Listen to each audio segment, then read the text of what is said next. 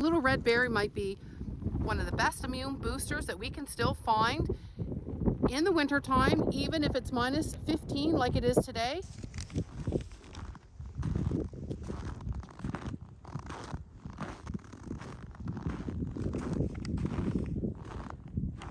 Welcome back to Nova Scotia Trails and Wild Roots, where we explore woods, learn herbal skills, and reconnect with the land. If you're new here, I'm Rose, and today we're talking about rose hips, one of my favorite cold season allies.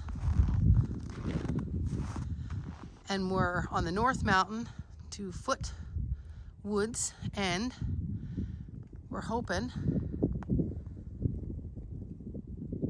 that we are going to find some rose hips on this trail.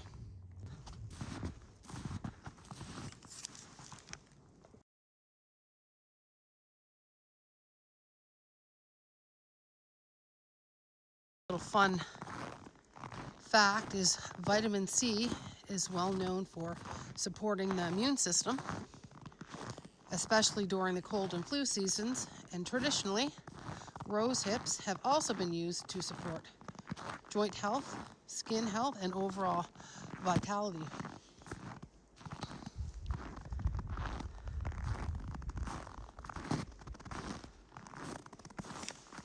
So rose hips are the fruit of the wild rose plant. After the petals fall off, bright red rose hips are often left behind, and they often stay on the bush well into the fall and even to the winter. It is currently almost February in Nova Scotia, and I just found a beautiful red patch of these berries. They're in great shape. There's no mold. They're big and they're red and they're juicy, and we're gonna get them.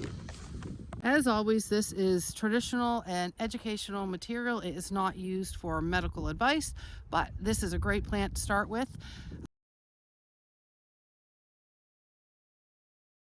So here in Nova Scotia, you'll often find wild roses along the woodland edges, coastal trails, and old fields and sunny paths. You just have to make sure that if you're going to look for them on the edge of the fields, that it's a field that has not been used for crops. You have to think of the pesticides.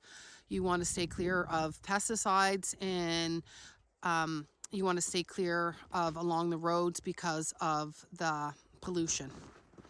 And here's a nice patch.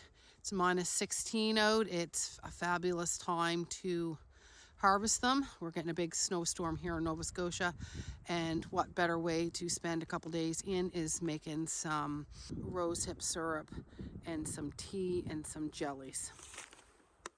The best time to harvest rose hips is after the frost, and the rose hips will soften and the sugar content will be more concentrated, which will make the rose hips more sweeter.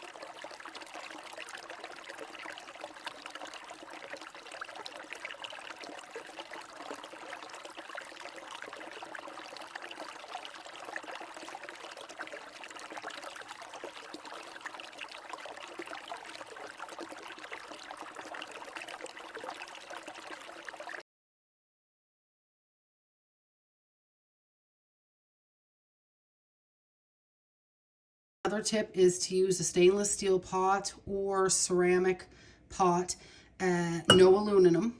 It will react with the berries and it will destroy the vitamin C, which will counteract what we're trying to do, is to extract the vitamin C and get all the immune stuff out of it. Okay, so for the traditional method, we took our 2 tablespoons of our cut rose hips that we took the seeds and the hairs out of, and then we just wanted to get our water just about to boiling when the steam comes up, but don't boil it because it ruins the vitamin C content. And then we're just going to pour the water over the rose hips. And then we are going to let that steep. Isn't it beautiful? Look at the color. We're going to let that steep for about 10 or 15 minutes. And you're really good to go. You just strain it off. And you have a cup of the best vitamin C. Lots of also iron. And it's perfect right now for all the cold and flus that are going around. It's a little bit of your immune booster. Okay, so that's the method 2. So for the fastest method that you could use for doing rose hip tea is just rinsing off your rose hips, getting them good and clean, takes off any hairs that have escaped. And we want to, so this is a half a cup of rose hips and 8 cups of water, and we just want to pour it in there, and then we are going to turn it on. And we are going to get this just before boiling, and then we're going to reduce our heat and let it simmer for about 15 to 30 minutes. And this is the fastest way. However, when you do the traditional method of splitting them down the middle, taking the seeds and hairs out, you have access to the skins and the oils that are inside the rose hip. Either or, this is the fastest method. And then now we're just going to let it boil or simmer. Not boil, simmer. Okay, so now that we have strained out all of the hairs and whatever else is in that, we are left with this beautiful, beautiful tea.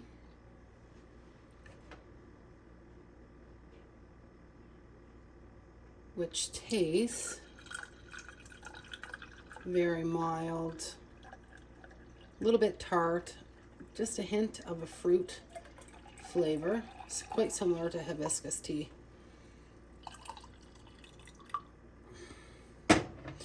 Also, you can add some ginger if you would like, some cinnamon. I have some ginger, but I'm not going to put it in there. What else is really good with it? Peppermint, nettles, just adds a little bit of different flavor to it, gets a little bit more extra immune boost.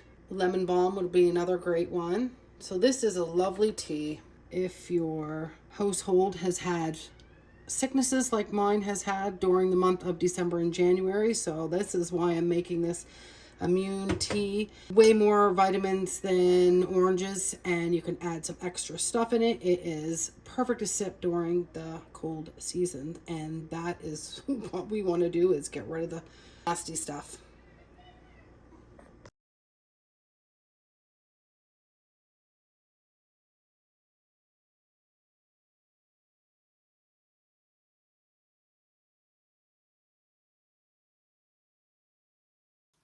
Until next time, keep learning and exploring, and we'll see you on the trails.